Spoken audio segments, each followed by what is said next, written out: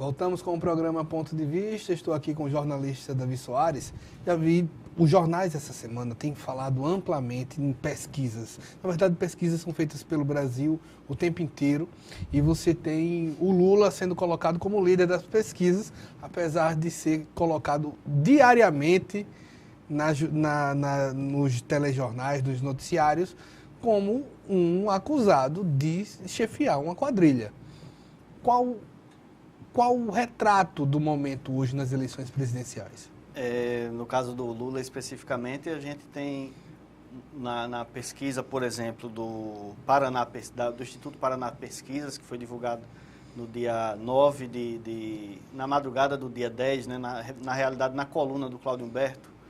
Essa pesquisa, ela mostra o Lula em Alagoas, né, foi feito o levantamento com 1.500 eleitores em Alagoas, entre 6 e 9 de março, e essa pesquisa coloca o Lula com 39%, né? Marina Silva tem entre 13% e 15%. Em todos os três cenários avaliados pelo Instituto Paraná Pesquisas, o Lula aparece com 39% em Alagoas. E a gente vendo os dados, né, a preferência do eleitor, como sempre foi, pelo Lula, são os eleitores das camadas com menos grau de escolaridade. Isso é fato, não é preconceito de nada.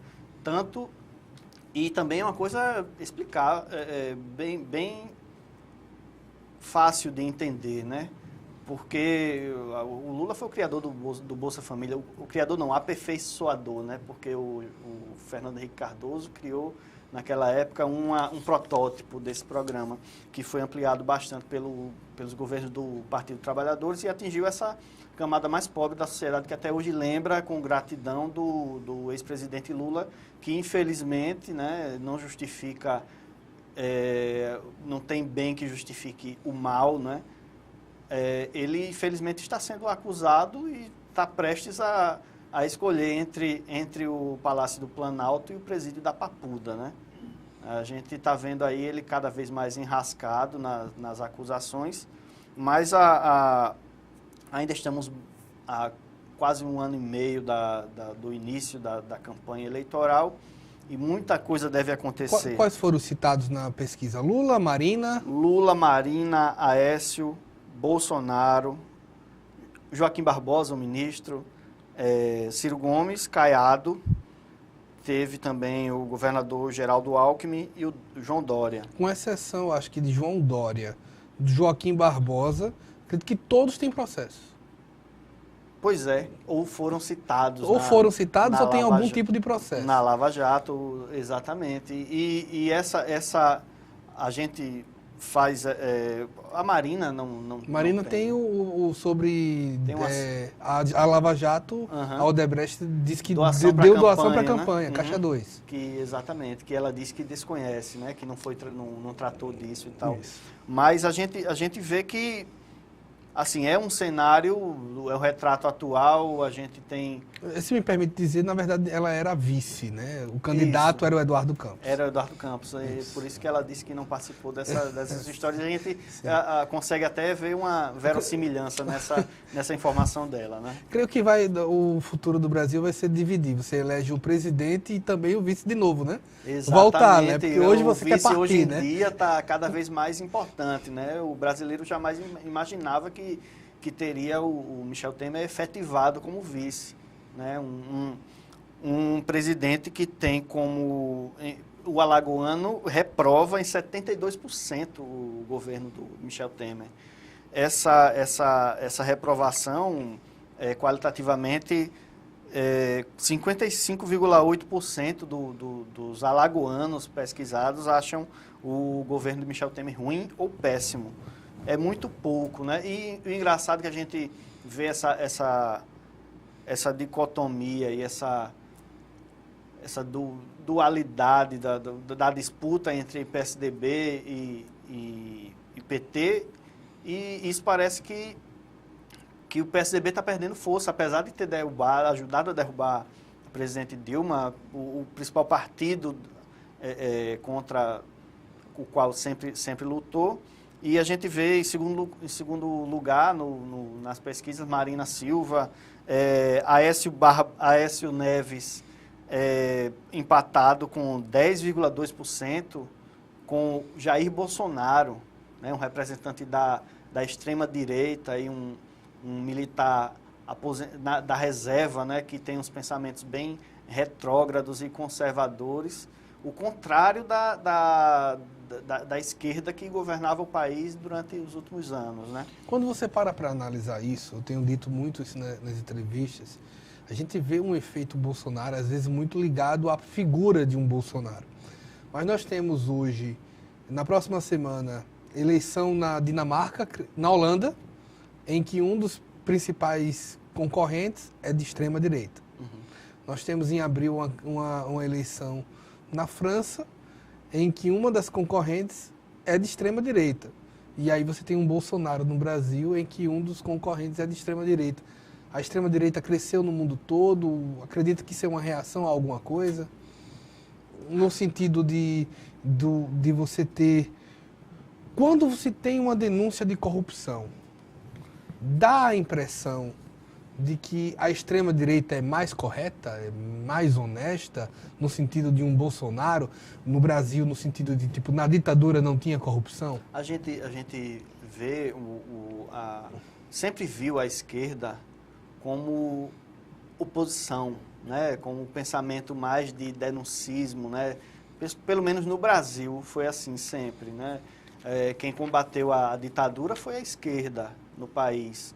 E esse crescimento da direita, muitas vezes tem esse pensamento que talvez não seja correto, né? A gente criminalizar a direita porque temos um representante na presidência da República que ajudou, contribuiu para o impeachment, para derrubar uma presidente acusada de ilegalidades. A gente sabe que a Dilma Rousseff, ela cavou a própria sepultura, né? Não tem como a gente falar de golpe sem falar do contragolpe que ela e o PT vieram praticando durante anos e que a Lava Jato ajudou a descobrir também, que o PT era uma das máquinas de corrupção do país.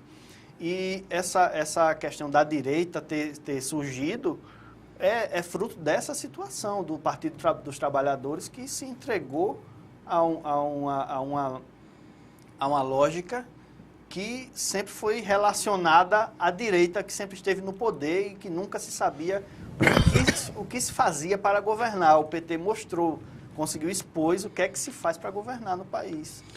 A campanha presidencial deve trazer, na análise do que tem sido buscado, pesquisado, alguma relação com a campanha, com a eleição estadual? Eu não vejo essa relação muito íntima no cenário local, né? A gente vê no cenário local de Alagoas que pouco importa para o alagoano, né? Não há por exemplo, antes o alagoano poderia não votar no candidato do PT em Alagoas porque discordava do governo da Dilma, ou poderia votar, né? E a influência do Michel Temer a gente vê que é zero, né? Mas apesar de termos dois ministros, né, que estão trazendo muitas obras do governo federal, muitas ações do governo federal para cá, e de termos governo do PMDB, governo estadual do PMDB, eu não vejo uma relação da presidência da República eleitoralmente. Mas, de forma bem especulativa, num cenário hipotético de Lula, Serra, Marina, você tem um Lula sem palanque. Exatamente. Mas você tem um Serra, teoricamente, com 2 palanques. Uhum. Afinal de contas, o provável é que o PSDB conte com o apoio do governo atual. Mas a gente está vendo já um afastamento aí, algumas movimentações sintomáticas de um afastamento do PSDB. Muita gente atribui a saída do José Serra, por exemplo, a um afastamento já do PMDB visando 2018. Né? É uma questão de saúde, ele realmente apresentou laudos que tem sofre de dores crônicas, né? Mas há eu acredito no rompimento dos tucanos com o PMDB. Você falou do palanque do Lula. O Lula não tem palanque, mas a gente está vendo que ainda tem eleitor, né, em Alagoas, né? A gente vê entre os tucanos, por exemplo, essa pesquisa do Diário do Poder mostra que não é nem o Aécio que é mais lembrado. Apesar do Serra não ter entrado nos cenários, né? O Serra é o mais lembrado como melhor opção entre os alagoanos, entre os candidatos do PSDB. Ele tem 21,8%. O Aécio vem logo em seguida, bem próximo, empatado tecnicamente, com 19,3%. E depois Alckmin com 13,5%. João Dória, 10,2%, uma revelação na política da direita e do Ninho Tucano, lá na capital de São Paulo. E Beto Richa, governo do Paraná, que entrou nessa amostragem aqui, mas talvez os eleitores alagoanos não saibam, não tenham muito conhecimento do governador Tucano lá do Paraná. Esse cenário, essas primeiras pesquisas que estão surgindo, elas movimentaram bastante o cenário político aqui de Alagoas, quando o ex-presidente do Senado trouxe para si uma responsabilidade de contornar uma posição bem crítica eleitoralmente e em termos de possibilidade de agravamento da situação jurídica dele perante o Supremo Tribunal Federal, que ele é réu numa ação no STF e é multi-investigado na Lava Jato, né?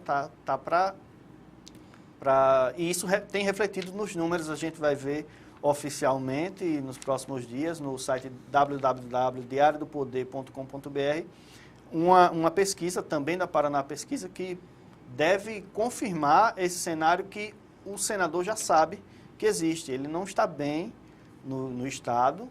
Isso já levanta a possibilidade internamente no PMDB de uma inversão, que é uma coisa bem desesperadora de se imaginar o PMDB com um governador jovem como o Renan Filho, com um governo que não tem grandes problemas, né? Por exemplo, na economia, na condução da economia, apesar de não ter dado reajustes, ele tem tratado as contas públicas com um certo zelo, né? Apesar das políticas públicas continuarem deficitárias, bastante deficitárias com o alagoano, ele não tem grandes motivos a não ser o Renan Filho. Ele é o Renan Filho, é o filho do Renan, e o Renan tá mal, ele fica mal também.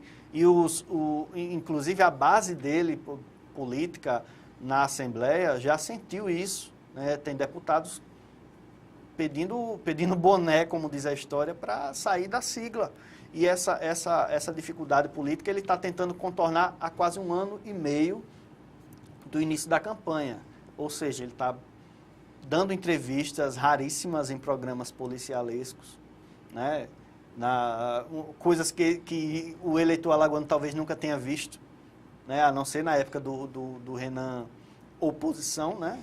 A gente, há mais de décadas, talvez décadas já, a gente não via o Renan se aproximar tanto da mídia para quase que um apelo, né?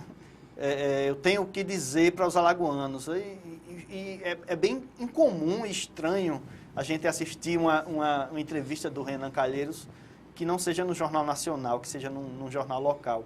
Inclusive fazendo críticas à Prefeitura Municipal, que tem lá o Rui Palmeira como seu principal adversário e rival depois dessa derrota que sofreu em 2016. Muita gente está dizendo até que o Renan criticando pardais eletrônicos, criticando aumento de passagem em Maceió, virou um senador municipal depois de ser presidente do Senado, né? É uma grande diferença e mostra o quanto está sendo difícil esse cenário para o PMDB em Alagoas. As últimas eleições, muito se falou que, olha, a presença de um Fernando Collor numa campanha, a presença do filho do Renan como governador, nacionalizou a campanha. Esse aspecto em 2018 parece não se repetir, né? A nacionalização da campanha, 2018. Em Alagoas? Eu acredito que a nacionalização vai acontecer em decorrência das consequências da Lava Jato. E não só para o Renan. Tem muita gente, tem citações nas listas de quase todos os políticos. Tem códigos, né, como se fosse recebimento de recursos da Odebrecht, que vão para Rui Palmeira também, que vão para Teotônio Vilela e vários outros. A campanha do Renan Filho. Inclusive, essa lista da Odebrecht vazada, acho que um ano atrás, ela trazia vereadores. Exatamente. E isso é fruto de um enraizamento, né, dessas relações que muitas vezes pode ou não ter o conhecimento de quem recebeu o recurso. A campanha, a abertura dos nomes pode provocar uma avalanche. É fundamental e a gente está vendo quem tá pedindo a abertura, Homero Jurucá, senador Renan Calheiros, porque se viram, né, como os únicos expostos nessa situação. E essa abertura pode trazer um cenário de pandemônio, que é aquele cenário que a gente começou a avaliar no início da entrevista, que o eleitor vai se ver, né, com uma encaliçado, né, poxa, qual é a minha opção, né? A gente tá vendo uma exposição de nomes, há um direcionamento também por conta da dimensão da Operação Lava Jato. A gente não, se fosse se investigar tudo de uma vez só, né, talvez bagunçasse a história toda, eu não sei, eu não consigo compreender como se poderia a dimensão desses esquemas serem expostos de uma vez só, né? Acho que nem a imprensa daria conta. A gente viu, a gente está vendo vocês vão ter que fazer a edição dupla no dia. Exatamente. Né? E a gente viu notícia do STF pedir HD de 1 terabyte, ou 2 HDs de 1 terabyte para poder receber a lista.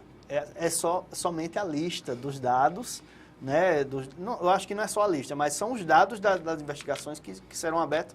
Não cabe num pendrive, não cabe num CD, num DVD, tem que ser 1 terabyte, que é uma imensidão de espaço de dados. A gente vai para um breve intervalo, daqui a pouco nós voltamos com o jornalista Davi Soares aqui no Ponto de Vista.